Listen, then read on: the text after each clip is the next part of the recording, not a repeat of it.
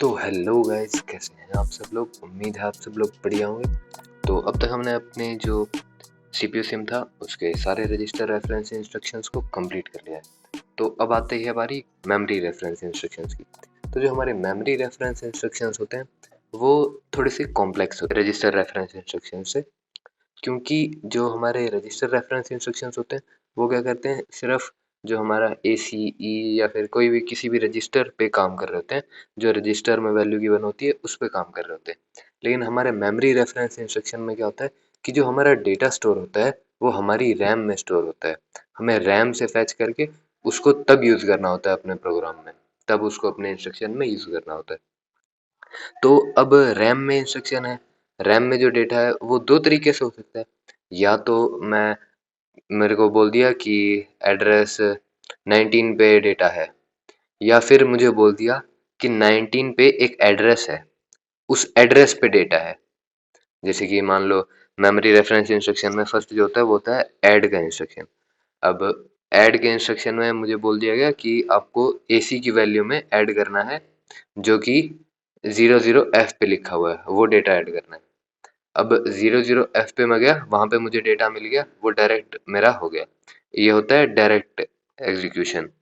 और अब क्या हो सकता है कि मुझे बोल दिया कि 00F पे जाओगे तुम, उस पे तुम्हें कोई और एड्रेस मिलेगा, उस एड्रेस पे तुम्हारा डेटा है। तो ये मेरी होगी इनडायरेक्ट एग्जीक्यूशन। अब मेरा जो एग्जीक्यूशन है वो डायरेक्ट हो रहा है या इनडायरेक्ट हो रहा है, वो मुझे पता करना पड़ेगा। वो पता कैसे चलेगा, वो अभी हम देखते हैं। उसके लिए हमें थोड़ा अपने फेच सीक्वेंस में बदलाव करना होगा और अपने जो इंस्ट्रक्शंस होंगे उनमें। तो देखते हैं फेच सीक्वेंस कैसे। ये थोड़े अभी मैं आपको सिर्फ समझाने वाला हूँ फर्स्ट वीडियो में, कि ऐड इंस्ट्रक्शन को चला के दिखाने वाला हूँ कि कैसे क्या काम होता है इसमें। तो अभी मैं बना के नहीं दिखाने वाला हूँ, बनाएंगे हम अगली वीडियो से। तो हमारे फेच सीक्वेंस में क्या चेंज होता है, जो हमारी नॉर्मल फेच सीक्वेंस होती है वो क्या करती है कि पीसी से एआर में वैल्यू जाएगी, एमएआर से आईआर में वैल्यू जाएगी, और हमारा पीसी प्लस प्लस होके सीधा इंस्ट्रक्शन डिकोड होता है। लेकिन यहाँ पे हम क्या करते हैं, थोड़ा सा अलग करते हैं, थोड़ा सा चेंज कर देते हैं। ये क्या होगा कि जो मेरा आईआर की जो आखिरी की 12 बिट है, लीस्ट सिग्निफिकेंट जो 12 बिट्स हैं, वो मेरी एआर में जाएंगी। और जो मोस्ट सिग्निफिकेंट बिट है आईआर की, वो मेरी आई रजिस्टर में जाएगी। ये आई रजिस्टर जो है ये सिर्फ एक्स्ट्रा बिट होल्ड करने के लिए बनाया है। ये जो मेरी आई है, जो मेरी आईआर की फर्स्ट बिट है, वो बताएगी कि मेरा जो एग्जीक्यूशन है वो डायरेक्ट होगा कि इनडायरेक्ट होगा। मतलब जिस एड्रेस पे मैं देख रहा हूँ उस एड्रेस पे मुझे मेरी वैल्यू मिलेगी जो ऐड करनी है, या फिर एड्रेस मिलेगा जिस एड्रेस पे मुझे वो वैल्यू देखने दोबारा जाना है। ये हमारी फेच सीक्वेंस थी, ठीक है। और अब हम ऐड इंस्ट्रक्शन चला के देखते हैं एक बार। ऐड इंस्ट्रक्शन में आपको दिखा देता हूँ कैसे। मैंने बना लिया ऑलरेडी, मैं दिखाता हूँ आपको अभी क्या कैसे क्या करना है इनमें। ये मेरा ऐड इंस्ट्रक्शन है। एक तो इसके फील्ड्स भी थोड़े चेंज हो जाएंगे। जैसे अभी हमने देखा कि जो आई आर की जो 12 बिट्स थी वो ए आर में जा रही थी, वो इसीलिए जा रही थी। जो मैंने ये एड्रेस फील्ड्स और दो बनाए हैं, एड्रेस फील्ड जो मैंने दो और बनाए हैं, ये एड्रेस में आएगा, एक तो एड्रेस नाम से और एक ओप कोड नाम से। तो जो ओप कोड है वो मेरी पहली 4 बिट्स को स्टोर करेगा, और एड्रेस मेरी लास्ट की 12 बिट्स को स्टोर करेगा। क्यों करेगा हम देखते हैं आगे। तो जो एड्रेस है, ये एड्रेस मेरा लास्ट की जो 12 बिट्स को स्टोर कर रहा होगा वो मेरा होगा डेटा, या फिर जिस एड्रेस पे मुझे मिलना है वो एड्रेस होगी।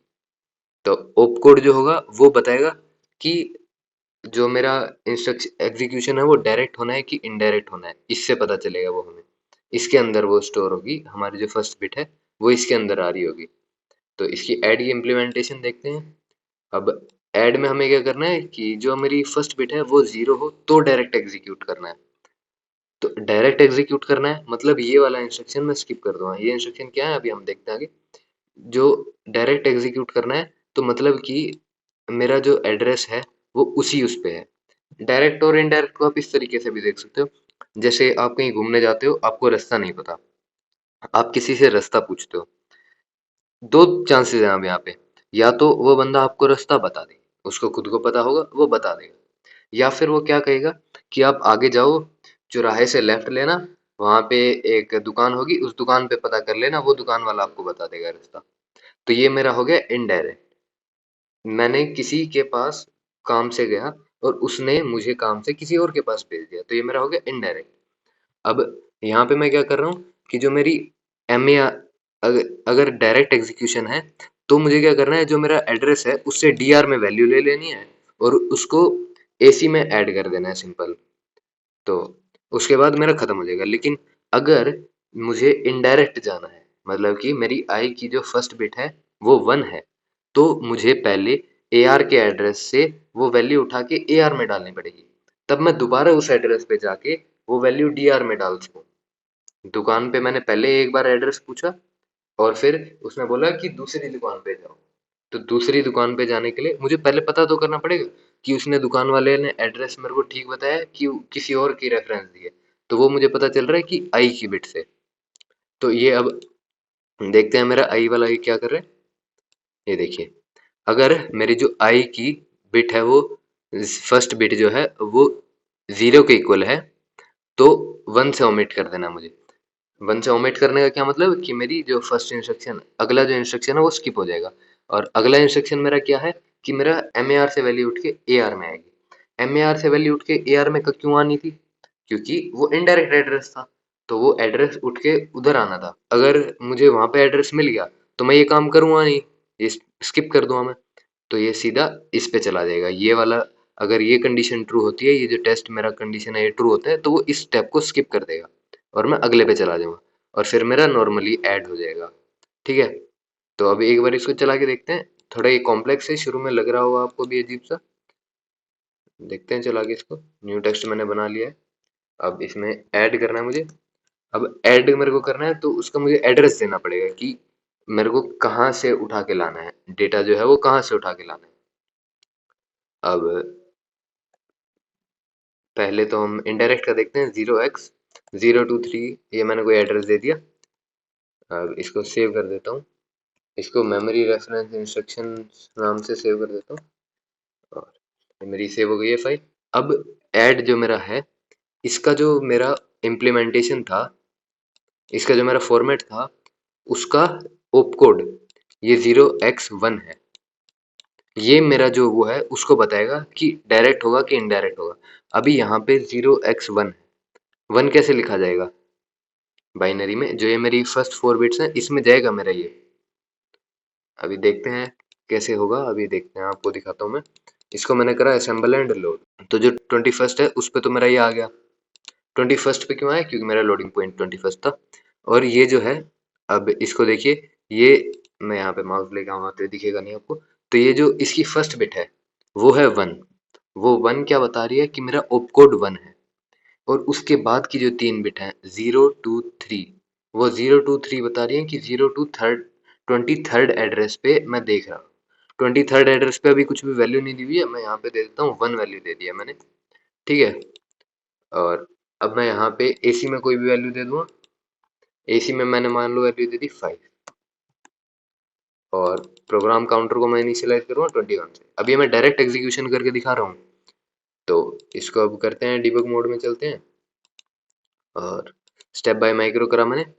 देखिए अब की बार फेच सीक्वेंस थोड़ी चेंज हो गई है, तो इस पर भी ध्यान देते हैं। जो मेरी पीसी की वैल्यू थी वो ए आर में आई पहले, फिर एम ए आर से उठ के आई आर में मेरा हुआ एड्रेस, फिर मेरा पी सी प्लस प्लस हुआ।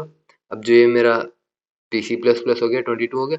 अब जो मेरी जो 3 डिजिट्स थी लास्ट की, मतलब कि जो आखिरी की 11 डिजिट्स बाइनरी के हिसाब से, वो उठ के आएंगी ए आर में, ये आ गई 23। उसके बाद जो फर्स्ट बिट थी वो जाएगी आई में। फर्स्ट बिट जाएगी, फर्स्ट डिजिट नहीं, first bit. First first bit मेरी थी 0, ये देखिए बाइनरी में आपको दिख रहा है यहाँ पे 0001, तो मेरी जो फर्स्ट बिट है वो 0 है। ठीक है, अब डिकोड हुआ। उसके बाद अब मेरे 0 है तो डायरेक्ट एग्जीक्यूट होना चाहिए, तो मतलब कि ये मेरा स्टेप, ये वाला जो है माइक्रो इंस्ट्रक्शन, ये स्किप हो जाना चाहिए। मैंने करा स्टेप बाय माइक्रो, ये स्किप कर दिया इसने। अब ये मेरे एम ए आर से उठ के वैल्यू सीधा डी आर में आएगी। एम ए आर पे क्या वैल्यू है 1, अब देखते हैं डी आर में आई कि नहीं। डी आर में आ गया 1। ठीक है, अब ऐड हो जाना चाहिए मेरा, ये मेरा ऐड हो गया और मेरा एंड हो गया। तो अब ये हमने देखा डायरेक्ट कैसे एग्जीक्यूट होगा। मुझे पता है ये थोड़ा आपको कॉम्प्लेक्स लग रहा होगा, तो इसको आप वीडियो को दोबारा भी देख सकते हैं। अगर आपको कोई दिक्कत होती है तो आप कमेंट में भी पूछ सकते हैं। अब हम करके देखते हैं इनडायरेक्ट एग्जीक्यूशन। इनडायरेक्ट के लिए मुझे क्या करना है, सिर्फ जो मेरा मशीन इंस्ट्रक्शन था ऐड, उसका ओप कोड चेंज करना है। ओप कोड इस तरीके से चेंज करना है कि जो मेरी फर्स्ट बिट जो थी वो 1 हो अब की बार। जैसे अभी मेरा 0001 था, तो मुझे क्या करना है कि मेरा 1 आ जाए आगे, 0 की जगह फर्स्ट बिट जो थी 1001 कर देनी है मुझे। तो मेरा जो है, मेरा प्रोग्राम समझ जाएगा कि जो मेरी फर्स्ट बिट है वो 1 है, तो इसका मतलब इनडायरेक्ट एग्जीक्यूट करना है, वो एड्रेस से दूसरे एड्रेस पे जाएगा रेफर होने। तो अगर मैं उसकी फर्स्ट बिट 1 कर दूंगा तो वो मेरा ओपकोड 9 हो जाना चाहिए। सिंपल 8 ऐड कर दिया, क्योंकि जो फोर्थ बिट होती है उसकी बाइनरी टू हेक्सा में कन्वर्ट करके वैल्यू 8 आती है। तो इस वजह से मैंने 8 ऐड कर दिया यहाँ पे। अब इसको ओके करा मैंने, तो अब की बार क्या होगा, इसको असेंबल एंड लोड कर दिया मैंने, ये मेरा 21 पे आ गया 9023। 9 जो है वो अब की बार मेरा ओप कोड है, और 23 जो एड्रेस मैंने दिया है। तो क्या करते हैं, 23 पे मैंने एड्रेस दे देता हूँ, क्या एड्रेस देता हूँ, 25 एड्रेस दे दिया मैंने, ठीक है। और 25 पे अब की बार मैं वैल्यू दे देता हूँ 1, ठीक है। और अब चलते हैं डीबग मोड में। पीसी को वैल्यू दे दी मैंने 0 to 1, और एसी को अब की बार भी वैल्यू दे देते हैं 0005, ठीक है। तो अब करके देखते हैं स्टेप बाय माइक्रो। पहले तो मेरी फेच सीक्वेंस चली, ये मेरा आईआर में आएगा, जो लास्ट की 12 डिजिट्स हैं वो उठ के आएंगे, लास्ट की जो 12 बिट्स हैं सर वो आएंगे उठ के एआर में, और जो फर्स्ट बिट है वो आई में जाएगी। अब की बार मेरा आई 1 है, अब की बार आई को वैल्यू 1 मिली है, क्योंकि मेरी most significant bit I R की अब की बार 1 थी। जो मेरा ओपकोड की फर्स्ट बिट थी वो 1 थी, 8 ऐड करा था मैंने, इसी वजह से करा था वो। तो अब करते हैं, अब की बार मेरा ये इंस्ट्रक्शन चलेगा, देखना। फर्स्ट तो क्या होगा, मेरा जो ए आर जो एड्रेस है ये 23 आएगा मेरे उसमें उठ के, ये अब 25 आया, 23 से 25 आया उसके बाद, और अब 25 पे इसको वैल्यू मिलेगी 1, ये डी आर में आ गई वैल्यू 1। अब इसके बाद ऐड हो जाएगा, ये मेरा ऐड हो गया और ये मेरा खत्म हो गया।